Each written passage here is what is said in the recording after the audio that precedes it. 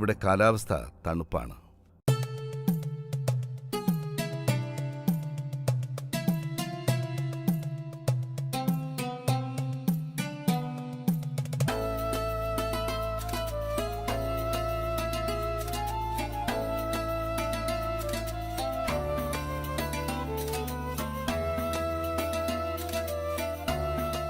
ഇന്ന് ഞങ്ങൾ പ്രഭാത ഭക്ഷണത്തിന് ശേഷം 7 മണിക്ക് പുറപ്പെട്ടു.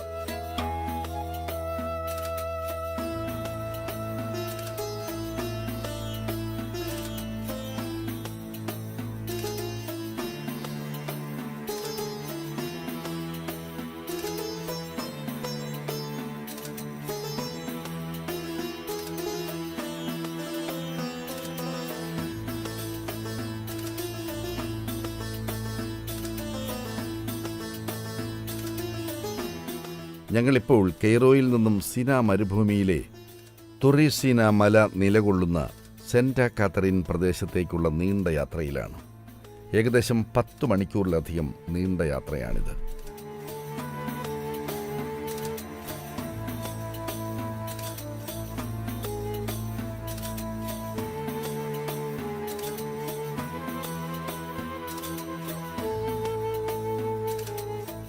നമ്മളിപ്പോൾ യാത്ര ചെയ്തുകൊണ്ടിരിക്കുകയാണ്.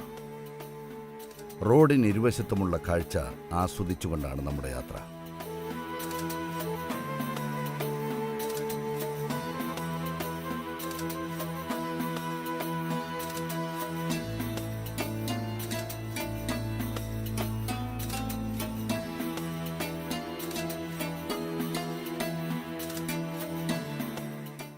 ഇത് തുവാ താഴ്വരയാണ്. ഇതിൻ്റെ പുതിയ പേര് സെന്റ് കാതറീൻ എന്നാണ്. ബസ് ഇറങ്ങി 1 കിലോമീറ്ററോളം കയറേണ്ടതുണ്ടായിരുന്നു. ഭൂരിഭാഗം ആളുകളും നടന്നു കയറി. ചിലർ $1 നൽകി കാറിലും വാനിലുമായി പോയപ്പോൾ കുതിരപ്പുറത്തും ഒട്ടകപ്പുറത്തുമായി ചിലരും അല്ലാഹു മൂസാ നബി അലൈഹിസലാമിനോട് നേരിട്ട് സംസാരിച്ച് ഈ സ്ഥലത്തെത്തി. മൂസാ നബിക്ക് ആകാശത്ത് നിന്ന് തൗറാൻ എഴുതിയ പലകകൾ ഇറക്കിക്കൊടുത്തത് ഈ മലയുടെ മുകളിലേക്കാണ്.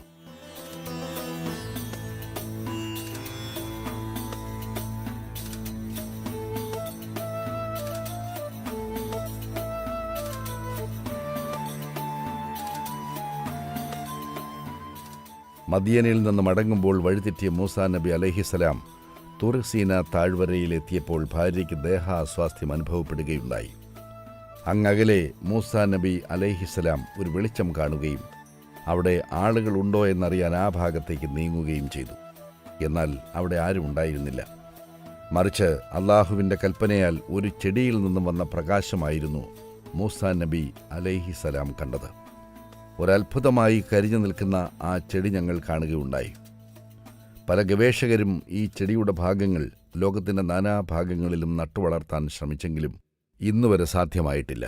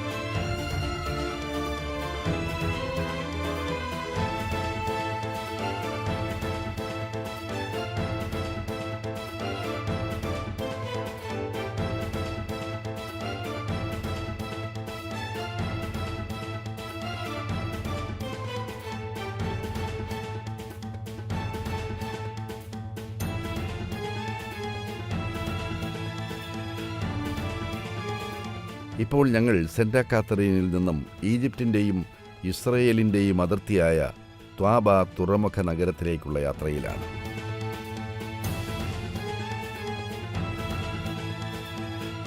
ചെങ്കടൽ തീരത്തുകൂടിയുള്ള ഒരു പകൽ മുഴുവനുമുള്ള ഈ യാത്ര ഞങ്ങൾക്കെല്ലാവർക്കും ഒരു പുതിയ അനുഭവമായിരുന്നു.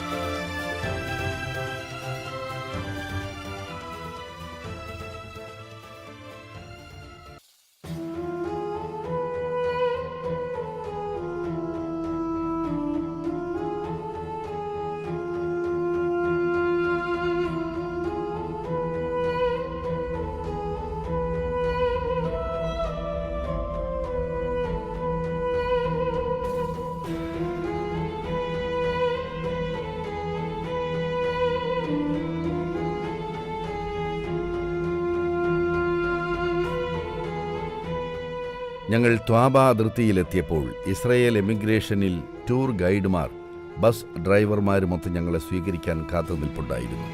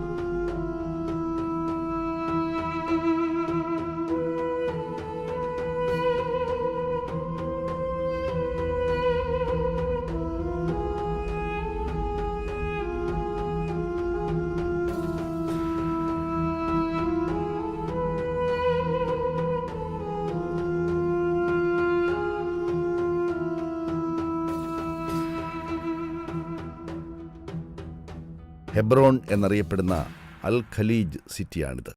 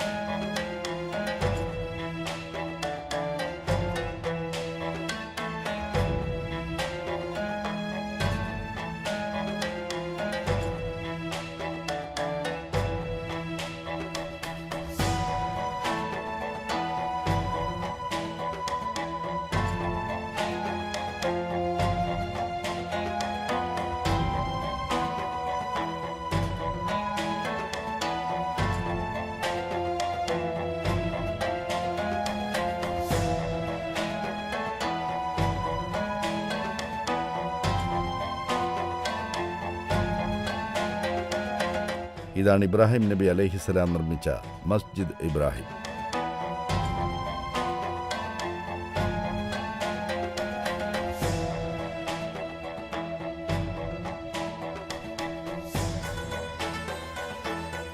ഈ പള്ളിക്കകത്ത് ഖലീലുല്ലാഹി ഇബ്രാഹിം നബി അലൈഹിസ്സലാം, യഹ്കൂബ് അലൈഹിസ്സലാം, ഇസ്ഹാഖ് അലൈഹിസ്സലാം, ഇബ്രാഹിം നബി അലൈഹിസ്സലാമിൻ്റെ ഭാര്യ സാറാ ബീവി റളിയല്ലാഹു അൻഹ, ഇസ്ഹാഖ് നബി അലൈഹിസ്സലാമിൻ്റെ ഭാര്യയായ റിഫ്ക റളിയല്ലാഹു അൻഹ എന്നിവരുടെ മഖ്ബറ സ്ഥിതി ചെയ്യുന്നു.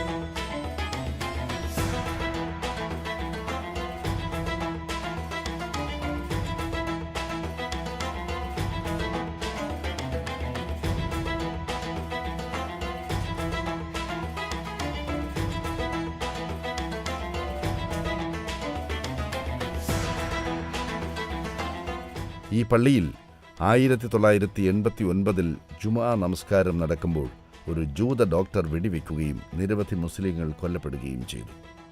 അങ്ങനെ അടച്ചിടപ്പെട്ട ഈ പള്ളി പിന്നീട് ഒരു ചർച്ചയുടെ അടിസ്ഥാനത്തിൽ പകുതിയായി ഭാഗിക്കുകയും ഇബ്രാഹിം നബി അലൈഹിസ്സലാമിൻ്റെ മഖ്ബറയും ഇസ്ഹാഖ് നബി അലൈഹിസ്സലാമിൻ്റെ മഖ്ബറയും മുസ്ലിങ്ങളുടെ ഭാഗത്തായി തീർപ്പ് കൽപ്പിക്കുകയും ചെയ്തു. ഇവിടെ ജൂതന്മാരുടെ വിശേഷ ദിവസമായ ശനിയാഴ്ച മുസ്ലിം സന്ദർശകർക്ക് പ്രവേശനമില്ല.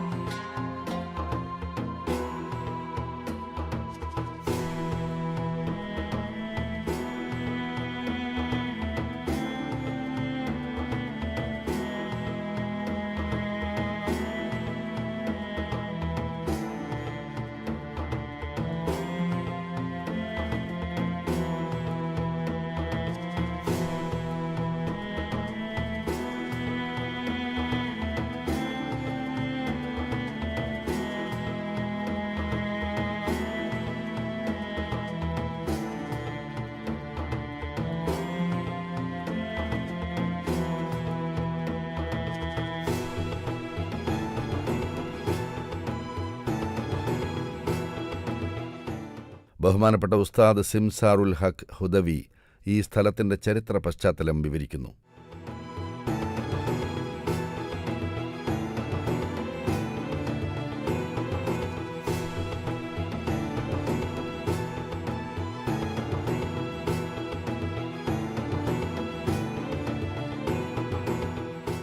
എയിലാത്ത് തുറമുഖത്ത് ആയിരക്കണക്കിന് ജപ്പാൻ കാറുകൾ നിർത്തിയിട്ടിരിക്കുന്നതിനെക്കുറിച്ച് അന്വേഷിച്ചപ്പോൾ കിട്ടിയ വാർത്ത ഞെട്ടിക്കുന്നതായിരുന്നു. ഇസ്രയേലുകാർ അഭയാർത്ഥികളാണെന്ന വ്യാജേന ലോകരാഷ്ട്രങ്ങളിലെ കൊണ്ട് ഇസ്രയേലിലേക്ക് വരുന്നതും പോകുന്നതുമായ എല്ലാ ചരക്ക് കപ്പലുകൾക്കും കടന്നുപോകുന്ന ഒരു രാജ്യത്തും തീരുവ ഒടുക്കേണ്ടതില്ലെന്ന ആനുകൂല്യം ഇസ്രയേൽ നേരത്തെ നേടിയിട്ടുണ്ട്. തന്മൂലം ജപ്പാനിൽ നിന്നും പാശ്ചാത്യ രാജ്യങ്ങളിലേക്ക് കൊണ്ടുപോകുന്ന കാറുകൾ ഇസ്രയേലിൽ ഇറക്കുകയും അവിടെ നിന്ന് കയറ്റുമതി ചെയ്യുന്ന രൂപത്തിലാക്കി ലോകരാജ്യങ്ങൾക്ക് ടാക്സ് കൊടുക്കാതെ വൻ ലാഭമാണ് ഇസ്രയേലിന് ലഭിക്കുന്നത്.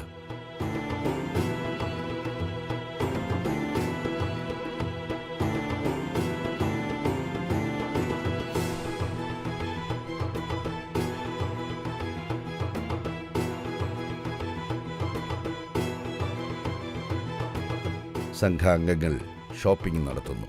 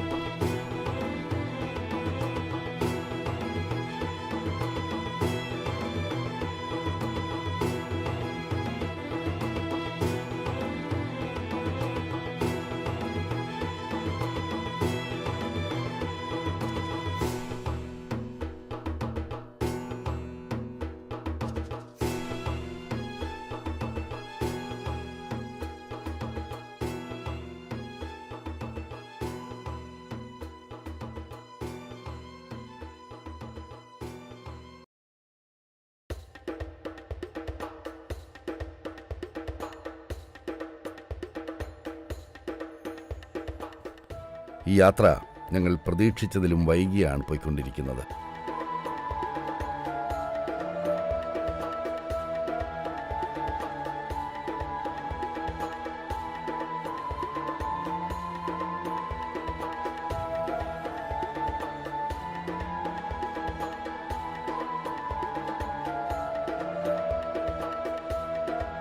ഇന്നത്തെ ഉച്ചഭക്ഷണം അറേഞ്ച് ചെയ്ത സ്ഥലത്തേക്ക് ഞങ്ങൾ സമയത്തിനെത്തിയില്ലെങ്കിലും ഗൈഡുമാർ അതിസ്വാദിഷ്ടവും സുഭിക്ഷവുമായ ഭക്ഷണമാണ് ഞങ്ങൾക്കൊരുക്കിയിരുന്നത്.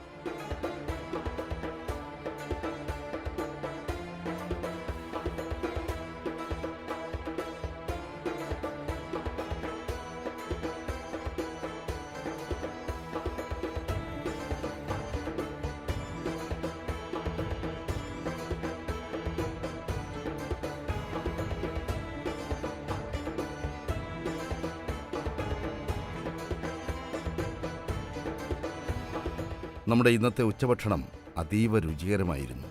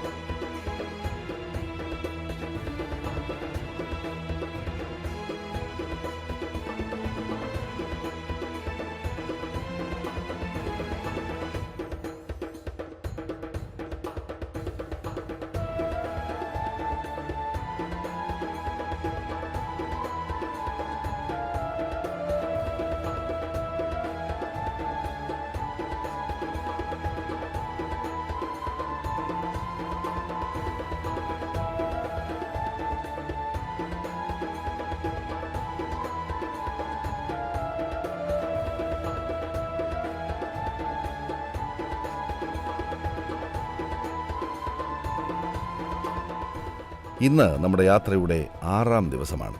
ഇന്ന് വെള്ളിയാഴ്ച. ഇൻഷാ അല്ലാഹ് ഇന്ന് നമ്മൾ ജുമാ നമസ്കരിക്കുന്നത് മസ്ജിദുൽ അഖ്സയിലാണ്.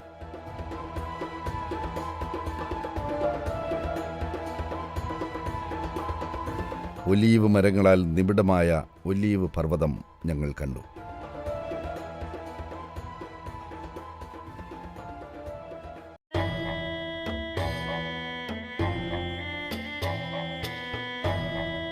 സൽമാനുൽ ഹാരിസ് റളിയല്ലാഹു അൻഹുവിൻ്റെ മഖ്ബറയാണിത്.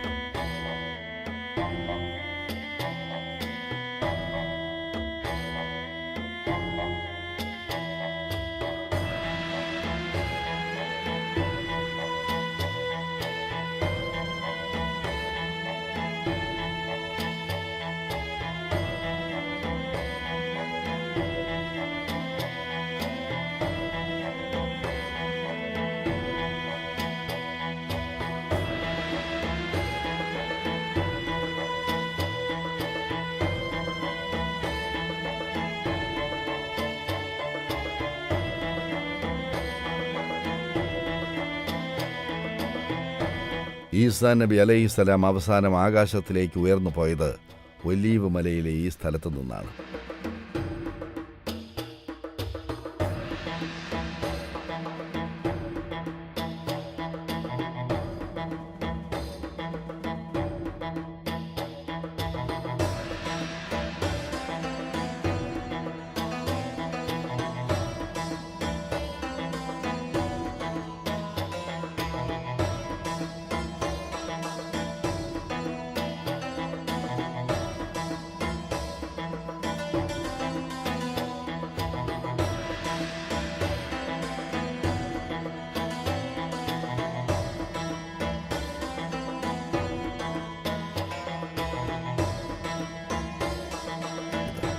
ചരിത്ര വനിതയായ റാബിയത്തുൽ അദവിയ റളിയല്ലാഹു അൻഹയുടെ മഖ്ബറയാണിത്.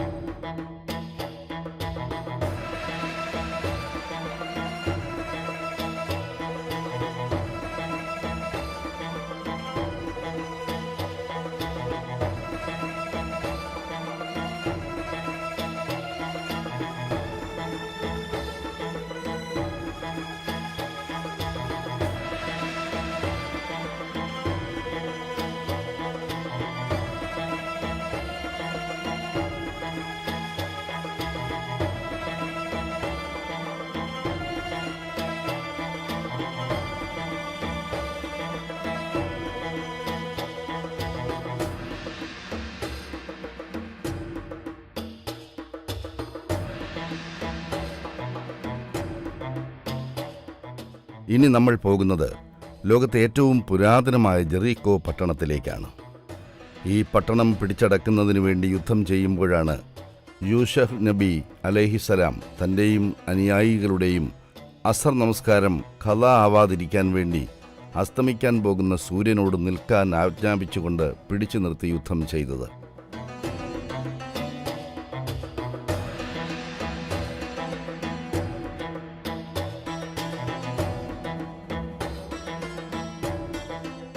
അല്പസമയത്തിനകം ലക്ഷ്യസ്ഥലത്തെത്തിച്ചേരും ഇൻഷാ അല്ലാഹ്.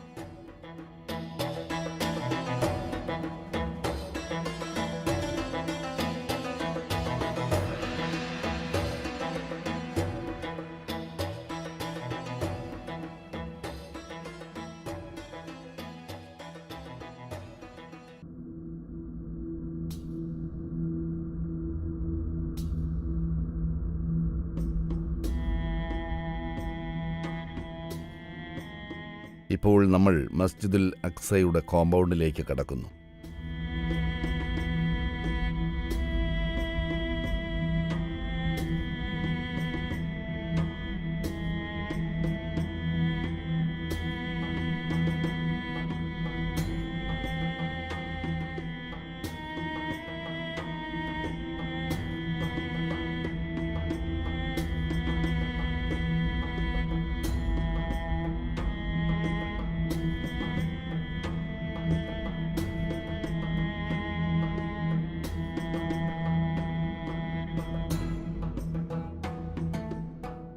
ഇതാണ് ഖുബ്ബത്തു സഖ്ര.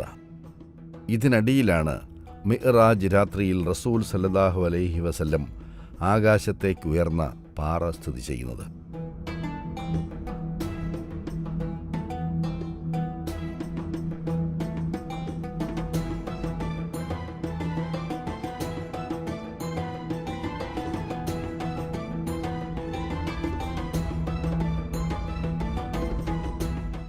പാറയ്ക്ക് മുകളിൽ ഈ ഖുബ്ബ സ്ഥാപിച്ചത് 1000 വർഷങ്ങൾക്ക് മുമ്പ് അബ്ദുൽ മലിക് ഇബ്നു മർവാൻ എന്ന രാജാവാണ്.